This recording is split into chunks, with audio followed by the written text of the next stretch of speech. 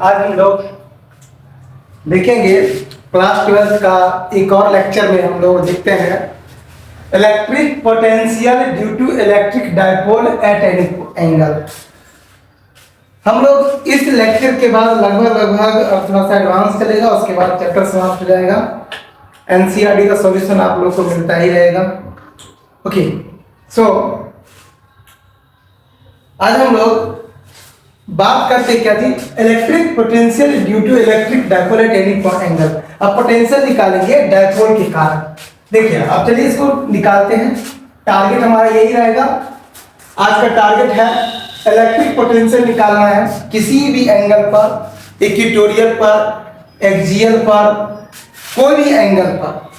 ठीक है, तो चलते हैं निकालते हैं। मान लीजिए आपको पता है कि ये माइनस क्यू और डिस्टेंस 2d पर प्लस क्यू, राइट। तो हमें किसी भी एंगल पर, एंगल कोई भी हो, इस एंगल पर हम लोगों को निकालना है पोटेंशियल निकालना है। ठीक है, थीटा एंगल पर पोटेंशियल हम लोग को निकालना है। इस पॉइंट का नाम हम कुछ सब पी पॉइंट रख देना। अब देखिए यहां से लेकर यहां तक का दूरी मान लेते हैं r। पूरे का डिस्टेंस हमने क्या मान लिया, r मान लिया।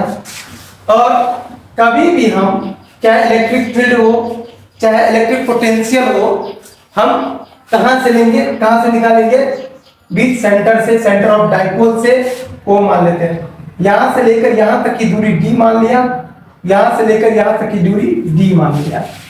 अब देखा जाए तो r बहुत बड़ा है d से, r बहुत ही ग्रेटर देन, बहुत बड़ा है किससे, d से बहुत बड़ा है। तो हमको इसे निकालना है। अब एक बात बताओ, देखो हम लोगों को ये r पता है, पोटेंशियल इस q के कारण और इस प्लस q के कारण निकालेंगे हम, माइनस q और प्लस q के कारण। फिर देख लीजिए यहां से इसको जोड़ दिया हमने, हमें सब चीज पता है, पर क्या ये वाला जो साइड है ये पता है, या ये साइड क्या हमें पता है, ये साइड हमें पता नहीं है। तो इस साइड को निकालने के लिए यहां पर थोड़ा सा एक बेसिक ज्यामिति देखना पड़ेगा।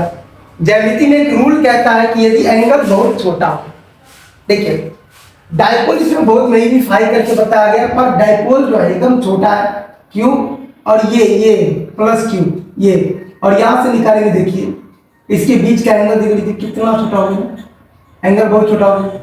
तो याद रखिए यदि एंगल बहुत छोटा हो, मैंने क्या बोला, यदि एंगल बहुत छोटा हो, कोण बहुत छोटा है, तो छोटी भुजा पर से बड़े भुजा पर एक परपेंडिकुलर हम ड्रॉ करेंगे। फिर से क्या बोल रहे हैं, देखिए तो इसमें छोटा भुजा कौन है, ये छोटा भुजा। मैं इसको एक काम करता हूं, बड़ा कर देता हूं, थोड़ा बढ़ा देता हूं, लीजिए मैंने इसको क्या किया, बढ़ा दिया और इसका नाम दे दिया m। क्या नाम दिया, m। अब क्या करेंगे हम, अब देखिए इस भुजा में से इस भुजा पर है ना, ये थीटा, तो ये भी क्या थीटा। और मैंने बोला था अभी कि जब एंगल बहुत छोटा हो, कोण बहुत छोटा होता है, ये भी थीटा हो जाएगा, तो ये बहुत छोटा हो जाएगा, बहुत छोटा। तो हम क्या करेंगे, छोटा भुजा पर से बड़े भुजा पर एक लंब डाल देंगे। तो लीजिए देखिए यहाँ पर परपेंडिकुलर, ये छोटा भुजा है और ये बड़ा भुजा है, हमने इस पर क्या किया, लंब डाला, ये लंब डाल दिया, यहाँ पर हो गया 90 डिग्री। अब एक बात मुझे आप समझिए, यदि एंगल बहुत छोटा है, ठीक है कि नहीं, तो हम छोटा भुजा पर से बड़े भुजा पर एक लंब डालते हैं, और तब ये भुजा और ये भुजा, जिस भुजा पर परपेंडिकुलर खींचा है साइड, ये साइड या भुजा, ये साइड या भुजा, ये दोनों आपस में क्या हो जाएंगे, बराबर हो जाएंगे। अब देखिए ना, ये दोनों ऐसा नहीं लग रहा है कि ये साइड और ये साइड आपस में क्या हो गए, बराबर हो गए। चलिए हमें ये साइड निकालना है। अब ये देखिए ये एक ट्रायंगल बन रहा है, नाम देते हैं m। ये एक ट्रायंगल बन गया, यहाँ पर देते हैं q। तो देखिए एक ट्रायंगल बन गया, in triangle m Q O, एक ट्रायंगल लिया एम क्यू ओ। ध्यान से देखिए, ये वाला साइड हमको पता है डी, ये वाला साइड हमको निकालना है, इसे तो कोई मतलब नहीं है, ठीक है। ये साइड हमको निकालना है, तो देखिए ये 90 डिग्री है, तो 90 डिग्री के सामने वाला जो साइड, ये साइड है, ये हो जाता है एच हो जाता है। तो एच दिया हुआ है, हमको निकालना है ये वाला भुजा, इस भुजा का निकालना है, तो नाम है एम ओ। और ये देखिए एच बाई पी, या अब ये काम करिए, निकालना है एम ओ, दिया है एच, तो एम ओ को बोलते हैं ये पी, ये परपेंडिकुलर, ये एच, तब पी बाई एच, देखिए ये पी बाई एच हो गया, M O by H. H का वैल्यू क्या है डी, तो एच का वैल्यू डी दे दिया, और पी बाई एच क्या होता है साइन थीटा, क्या होता है साइन थीटा होता है।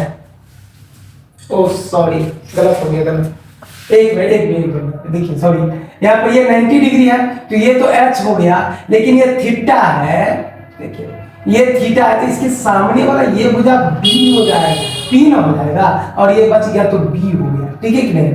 फिर से समझा रहा हूं, ध्यान से देखिए, ये एक ट्रायंगल इस तरह से दिया हुआ है,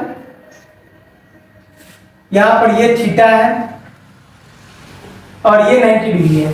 तो ट्रिग्नोमेट्री में क्या होता है ना, कि जो 90 डिग्री होता है उसके सामने वाला जो साइड होता है ये एच हो जाता है, और जो थीटा होता है, थीटा के सामने वाला जो भुजा होता है वो पी हो जाता है, और जो बच गया वो बी होता है। तो ये बी हो गया, तो यहाँ पर क्या होगा, पी नहीं पी हो जाएगा। बी बाई एच किसका सूत्र हो जाएगा, कॉस थीटा का, कॉस थीटा का हो गया, ठीक है।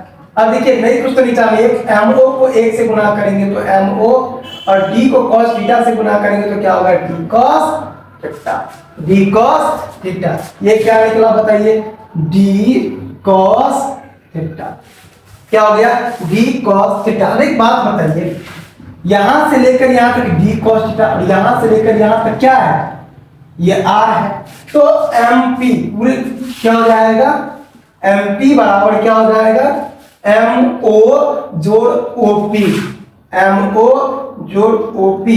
तो एम ओ देखिए, एम ओ का मान क्या है, D cos theta, O P का वैल्यू आर है, R plus D cos theta हो गई।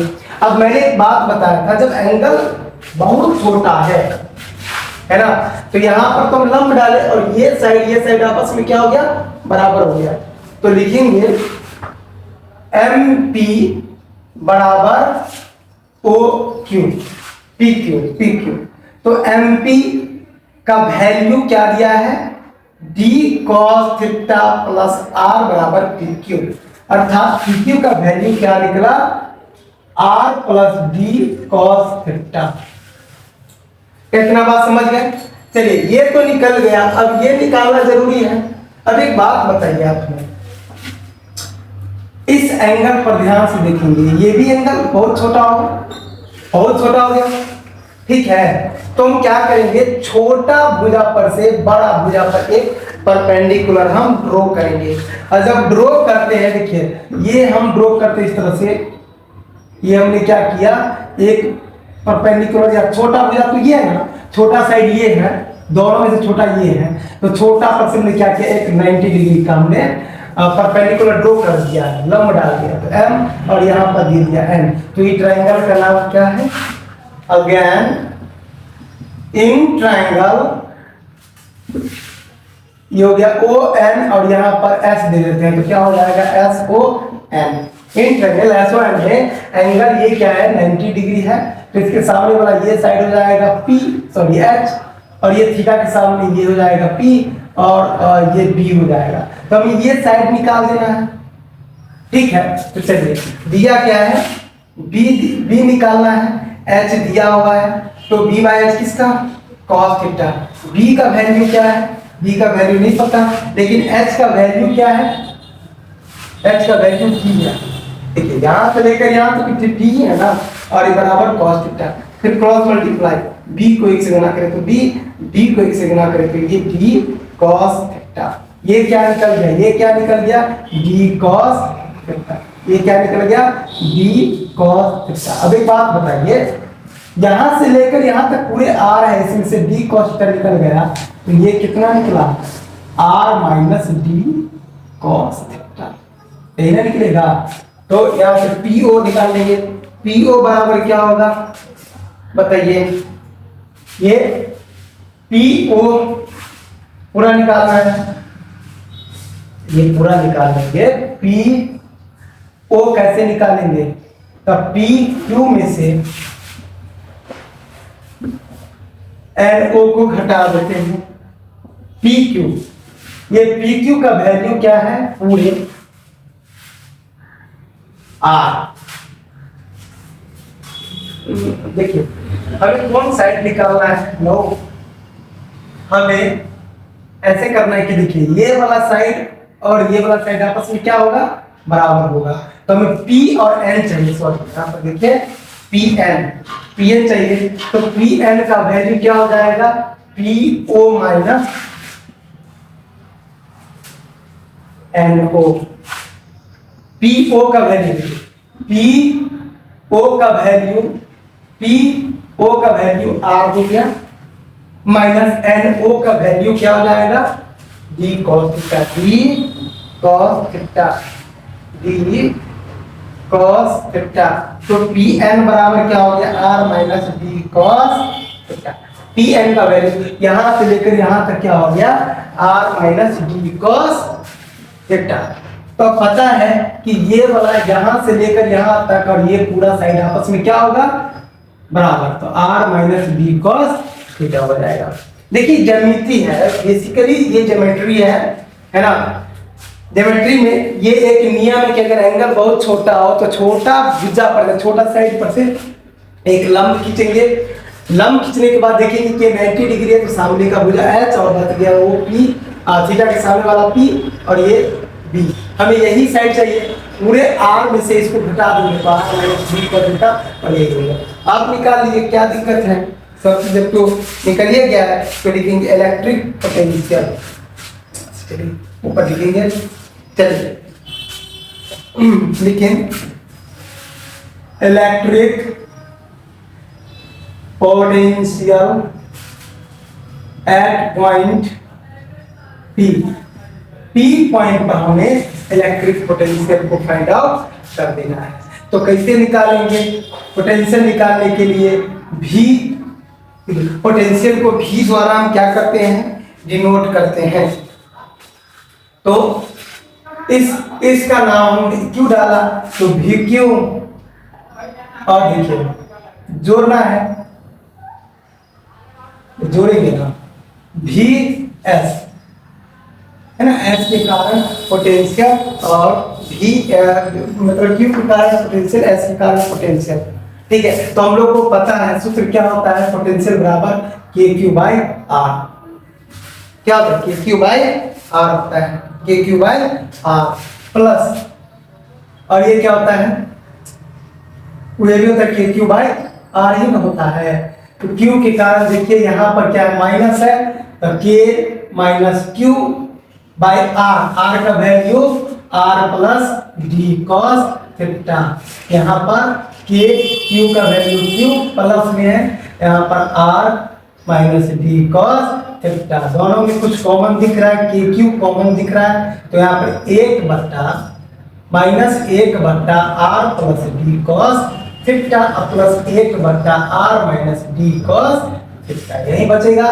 अब सिंपल डेरिवेशन करना है, मैथमेटिक्स है, बट्टा पर का जोड़ दे रहे हैं, है ना, बट्टा पर का जोड़ करने आता है, ये से ये कट गया तो क्या बच गया, minus R minus D cos theta. अब देखिए ई से ई कट गया तो प्लस में R plus D cos theta. चलिए K Q minus R plus D cos theta plus R plus D cos theta बट्टा ए प्लस बी, देखिए इसको ए मानिए इसको बी मानिए, तो ए प्लस बी, इसको ए मानिए इसको बी, ए प्लस बी ए माइनस बी, सूत्र क्या होगा, ए स्क्वायर माइनस बी स्क्वायर, यहाँ से और कैंसिल, तो के क्यू और यहाँ पर बच गया एक क्यू डी कॉस थीटा, यहाँ पर R square minus B square cos square theta, ये निकला। अब देखिए 2QD, अभी काम करते हैं,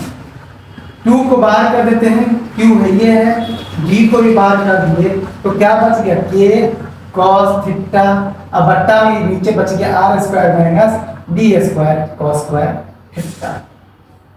ओके, क्या इतना बात समझ में आया? चलो अब एक बात बताओ, 2QD बराबर सूत्र होता है ये डाइपोल मोमेंट का, तो यहां पर लिखेंगे पूरा P और K cos theta R square minus D square cos square theta. अब एक बात होता है यहाँ पर, ये निकला अपना potential V at point P पर, लेकिन क्या इतना बड़ा डेरिवेशन याद करें? नहीं। एक बात बताइए, R के सामने D, इस R के सामने D बहुत छोटा है, तो लिखेंगे फोर वेरी स्मॉल डाइपोल। बहुत छोटे डाइपोल के लिए देखते हैं कि R जो है वो बड़ा है, बहुत बड़ा है D से। अगर ये बहुत बड़ा है तो D टेंड कर देगा 0 के बराबर। मतलब इसका मतलब क्या होता है, 0 नहीं हुआ है, D 0 के आसपास है, तो यहाँ पे V at point P equal to क्या है, PK या KP cos थीटा बट्टा R square minus D square, तो D का value 0 square cos square theta, तो ये KP cos थीटा, ये R स्क्वायर रहेगा, बाद बाकी ये पूरे क्या हो जाएगा, 0 हो जाएगा। तो KP cos थीटा बट्टा R square D at point है P। कोई भी पॉइंट पर हमें ये सूत्र आपको पूछ सकता है एग्जाम में। अब चलिए एक्सियल के लिए निकालेंगे, तो लिखेंगे electric potential due to axial line.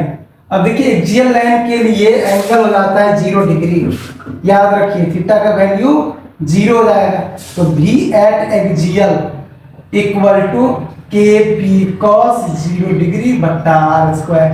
तो KP cos 0 का मान होता है 1 बट्टा R स्क्वायर, अर्थात KP बाई क्या होगा, R स्क्वायर। तो V एट एक्सियल कितना आ गया, KP बाई R स्क्वायर। ये देखिए एक्सियल के लिए क्या हो गया, एक्सियल के लिए KP by R square, axial के लिए KP बाई। अब अगला देखेंगे इक्वेटोरियल के लिए, चलिए यहां पर पूरी लिख देता हूं, electric potential due to equatorial line, क्या होगा, V इक्वेटोरियल इक्वल टू क्या हो जाएगा, देखिए KP cos थीटा बट्टा R स्क्वायर।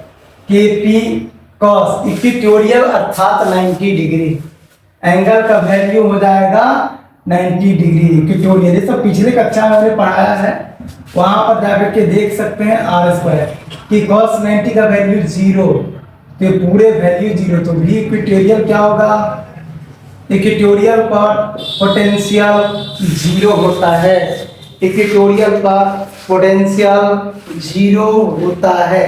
बाद बाकी आपको मैंने ये सब बताया है, ये बहुत इंपॉर्टेंट है कोई भी बोर्ड के लिए, बिहार बोर्ड, झारखंड बोर्ड, चाहे जो यूपी बोर्ड, सब के लिए इंपॉर्टेंट है। इस चीज को बढ़िया से आप उतारें, ठीक है, फिर देखते हैं आगे।